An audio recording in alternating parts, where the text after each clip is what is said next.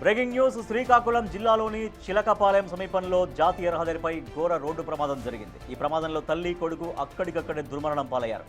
అరసవల్లి సూర్యనారాయణ స్వామిని దర్శించుకుని బైక్పై విశాఖపట్నం తిరిగి వస్తుండగా ఆర్నాం అక్కివలస వద్ద ఆగి ఉన్న లారీని బైక్ అతి వేగంగా ఢీకొట్టింది. మృతులను విశాఖలోని జాలారిపేటకు చెందిన వారిగా గుర్తించారు. పోలీసులు ఘటనా స్థలానికి చేరుకొని మృతదేహాలను శ్రీకాకుళం రిమ్స్ ఆసుపత్రికి తరలించారు.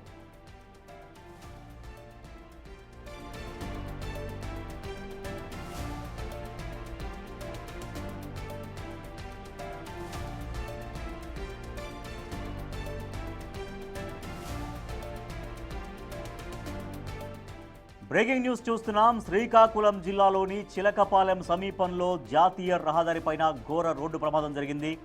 ఆ ప్రమాదానికి సంబంధించిన విజువల్స్ బిగ్ టీవీ స్క్రీన్ పైన మీరు చూస్తున్నారు. ఈ ప్రమాదంలో తల్లి కొడుకు అక్కడికక్కడే దుర్మరణం పాలయ్యారు. అరసవల్లి సూర్యనారాయణ స్వామిని దర్శించుకొని బైక్పై తిరిగి వాళ్ళు విశాఖపట్నం వస్తున్నారు. విశాఖపట్నం వస్తుండగా జాతీయ రహదారిపైన లారీ అక్కడ ఆగి ఉంది. రోడ్డుకు ఎడమ పక్కన లారీ ఆగి ఉంది. సో చాలా వేగంగా బైక్ దూసుకొచ్చి నేరుగా లారీని చాలా బలంగా ఢీకొట్టడంతో ఇద్దరు స్పాట్లోనే చనిపోయారు. సో ఆర్నాం అక్కివలస వద్ద ఆ లారీ ఆగిపోయి ఉంది. ఆ ఆగిపోయిన లారీని ఆ బైక్ అతి వేగంగా దూసుకొచ్చి ఢీకొట్టింది. ఈ ఘటనతో ఈ ప్రమాదంలో తల్లి కొడుకు ఇద్దరు స్పాట్లోనే మరణించారు. మృతులను విశాఖలోని జాలారిపేటకు చెందిన వారిగా గుర్తించారు.